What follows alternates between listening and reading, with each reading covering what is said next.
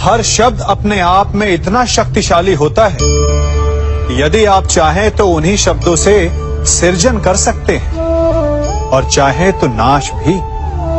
फिर चाहे सृजन और नाश नए संबंधों का हो या फिर नए युग का। आजकल सर्वत्र सहनशीलता की कमी है। बात बात पर लोग झगड़ जाते हैं, विवाद पर उतारू हो जाते हैं। कारण शब्दों का प्रयोग। शब्दों का और वचनों का उचित प्रयोग करना सीखिए। आपकी आधी समस्याएं तो वहीं समाप्त हो जाएंगी। शब्द हमारी सबसे बड़ी पूंजी। उनका सोच समझकर भली प्रकार उपयोग करना ही श्रेयस्कर।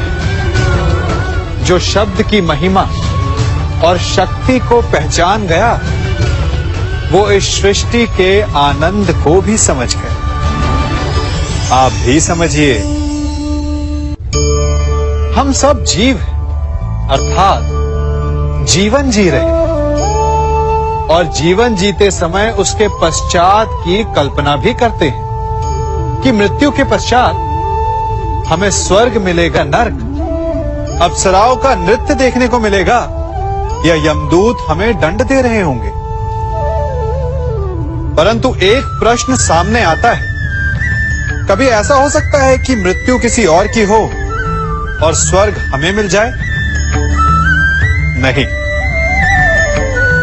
हमें स्वर्ग और नर्क हमारी ही मृत्यु के पश्चात मिलेगा। अर्थात यदि फल पाना है तो कर्म स्वयं को ही करना होता है।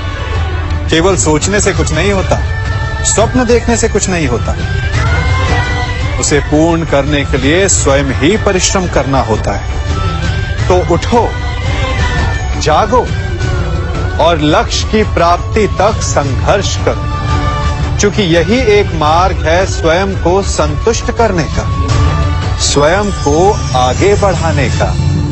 इस अग्नि को देख रहे हैं? क्या क्या कर सकती है ये अग्नि?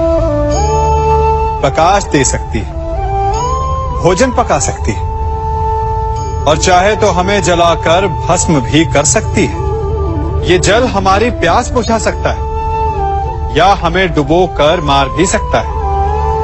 तो क्या ये इच्छा इस जल की है कि ये हमारी प्यास बुझाएगा या हमें डुबाकर मार देगा? या ये इच्छा इस अग्नि की है जो हमें प्रकाश देगी, जो हमें भोजन देगी या हमें जलाकर भस्म कर देगी? नहीं, जल का गुण है बहना, अग्नि का गुण है जलना। अब ये हमारी इच्छा पर निर्भर करता है कि हम इसका प्रयोग कैसे करते हैं। इसी जल और अग्नि की भांति ही संसार की हर वस्तु, संसार के लोग भी होते हैं और ये हम पर निर्भर करता है कि हम उनमें से किसे मित्र बनाते हैं और किन्हें शत्रु। शक्ति है पर निर्भर हम पर करता है कि उसे हम अपना उत्तरदायित्व बनाते हैं या अहंकार। धन है परंतु निर्भर हम पर करता है कि उसे विकास के मार्ग पर लगाते हैं या व्यसन के मार्ग पर। ईश्वर ने आपको केवल जीवन दिया है परंतु ये आप पर निर्भर करता है कि आप उसे आदर्श जीवन बनाना चाहते हैं या अभिशापित। अपने परिणामों का उत्तरदायी हमारे चयन होते हैं। इसलिए आवश्यक है कि अपने चयन को, अपनी भावनाओं को उचित रखें।